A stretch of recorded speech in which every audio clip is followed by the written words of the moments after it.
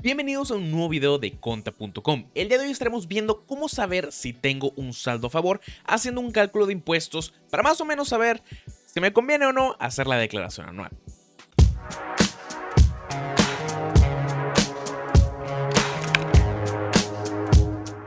De entrada, el cálculo de impuestos se ve un poco similar a esto. Esta es una sobresimplificación del cálculo de impuestos, como les digo, es para darse una idea a grosso modo, no hay nada como hacer el cálculo analítico y con todos los datos, pero esto es como una manera muy acercada de llegar al mismo resultado. Antes de meternos en lleno para ya poder hacer el cálculo, tenemos que obtener ciertos datos.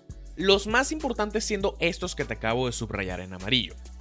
A pesar de que este cálculo lo puede utilizar quien sea, por ejemplo una persona que tiene actividad empresarial y además nómina, o pura actividad empresarial o pura nómina, este video nos vamos a centrar en cómo hacerlo si eres un asalariado. Por lo que tenemos que ir a ver cuáles son nuestros ingresos por sueldos y salarios o cualquier tipo de ingreso gravable más bien, y las retenciones de ISR que nos hayan hecho en nuestra nómina. ¿Dónde podemos conseguir esta información? Pues en los recibos de nómina. Si a ti no te entregan tus recibos de nómina o aunque te entreguen los recibos de nómina, te recomiendo que descargues tus recibos directamente del portal del SAT, ya que recordemos que un PDF lo puede hacer cualquiera, pero si aparece en el portal del SAT es 100% válido. Aquí les dejo un ejemplo de cómo se ve un recibo de nómina descargado del portal del SAT. Lo primero que vamos a querer ver son las percepciones. ¿Qué percepciones? Las que estén en importe grabado. ¿Qué significa importe grabado? Es prácticamente un ingreso que obtuvimos por nuestra nómina que se tiene que considerar para el cálculo del impuesto sobre la renta. Como pueden ver, hay ingresos que se consideran exentos y hay otros que se consideran grabados. En este caso vamos a sumar todos los que están aquí, que son 6,786 en este caso. Ahora, esta es una nómina, pero dependiendo si tu nómina es mensual, si es quincenal como esta que tenemos aquí, si es semanal, diaria, etc., puede variar la cantidad de documentos que tengas que sumar. Por ejemplo, si tienes una nómina quincenal, son 2 recibos de nómina al mes, por lo que tendrías que tener 24 PDFs o facturas o recibos de nómina, que es lo que vamos a sumar para tener el total de sueldo o de importes grabados en el año. Entonces, agarramos todos los recibos de nómina del año, sumamos todo lo que lleva importe grabado y lo vamos a poner en el Excel, ahorita les digo dónde. Otra cosa que también tenemos que sumar es el impuesto sobre la renta que nos están quitando. Esta es la famosa retención de impuesto sobre la renta de nómina. Esa también hay que sumarla aquí, 738.47. Todos los recibos de nómina los sumamos y los llevamos al Excel. Entonces, ya llenamos dos de los datos más importantes. ¿Cuáles son mis ingresos por sueldos y salarios? ¿Y cuáles son mis retenciones de impuesto sobre la renta? Lo que sigue van a ser las deducciones personales. Pero José, ¿qué es una deducción personal? Bueno, tenemos un video hablando de las deducciones personales, pero te explico brevemente. Una deducción personal prácticamente es gastos que tengan que verse relacionado con el sector salud. Ahorita les voy a decir cuáles. No sé si esto tenga una lógica o no, pero prácticamente todas las deducciones personales que tenemos van relacionadas con servicios públicos que si optamos por el sector privado, entonces los podemos deducir. Es mi lógica, no sé si sea correcta, pero pues a mí me hace sentido. Sin embargo, hay deducciones personales que tienen topes, hay deducciones personales que no tienen topes y todas las deducciones personales tienen un tope genérico. Estas son prácticamente todas las deducciones personales que podemos meter. Honorarios médicos, dentales, psicológicos, de nutrición, gastos hospitalarios, honorarios a enfermeras, análisis y estudios clínicos, alquiler o compra de aparatos de rehabilitación, prótesis, compra de lentes, prima de seguro de gastos médicos mayores o menores, colegiaturas a preescolar, primaria, secundaria, profesional técnico, bachillerato, transporte escolar, gastos funerarios, intereses reales devengados, donativos otorgados en instituciones autorizadas para recibir donativos y aportaciones voluntarias al fondo de retiro. No necesariamente el Afore, puede ser un fondo de retiro privado siempre y cuando sea autorizado por el SAT. Estos son los topes de deducibilidad que tiene cada uno de estos conceptos. Los que dicen no aplica son porque no tienen un tope como tal. Los que tienen un número, pues es el tope máximo que podemos llegar a esos. Es decir, que el total de mis deducciones personales no pueden rebasar el tope general que voy a tener para las mismas. En este caso, el SAT nos pone dos topes. 15% de tus ingresos acumulados brutos, es decir, tus ingresos antes de aplicarle deducciones personales, retenciones, etc.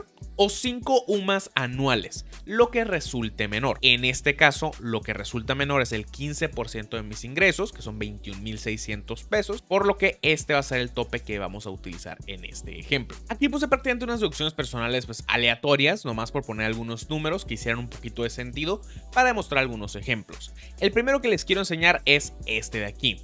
Entonces 1,500 pesos que gastamos en la compra de lentes ópticos. Recordemos, cuando hablamos de lentes ópticos no hablamos de todo esto. Esto de aquí es el armazón, esto de aquí es el lente óptico, ¿va? Entonces solamente por el vidrio es lo que pudiéramos deducir, el restante no. Entonces en este caso fueron 1,500 pesos, por lo que no nos pasamos del tope y podemos deducir los 1,500 pesos en su totalidad. O más bien podemos sumar ese concepto a la totalidad de nuestras deducciones personales. En el caso de estos de aquí arriba no tienen un tope de deducibilidad, por lo que puedo contemplarlos en el total de mis deducciones personales. Y en este caso, por ejemplo, lo que gastamos en el año en bachillerato puede ser de 1, 2, 3 de nuestros hijos, pues el tope es de 24,500, nosotros gastamos 30,000, por lo que en este caso solamente vamos a poder deducir los 24,500. Por lo que vamos a modificar esto de aquí. Perfecto. Entonces, el total de nuestras deducciones personales es de 42,000 pesos. Sin embargo, recordemos, tenemos un tope general de todas nuestras deducciones personales, en este caso 21,600 pesos, por lo que esto es lo que voy a poder meter en mis deducciones personales, no los 42,000. Regresamos al cálculo poniendo los 21,600 y ahora ya tenemos prácticamente todo lo que necesitamos para empezar a hacer el cálculo de impuestos. Pero ¿cómo se llena esto de aquí abajo, que es el cálculo del impuesto sobre la renta? Es muy sencillo.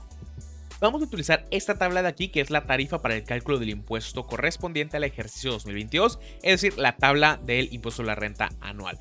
Esta tabla la podemos encontrar en miles de maneras, la podemos encontrar en la ley del impuesto sobre la renta, en el reglamento del impuesto sobre la renta. En este caso yo busqué en Google tabla del impuesto sobre la renta 2022 anual, fue el primer resultado que obtuve y dije, bueno, la voy a usar para el ejemplo. La tabla está correcta, por lo que vamos a utilizarla.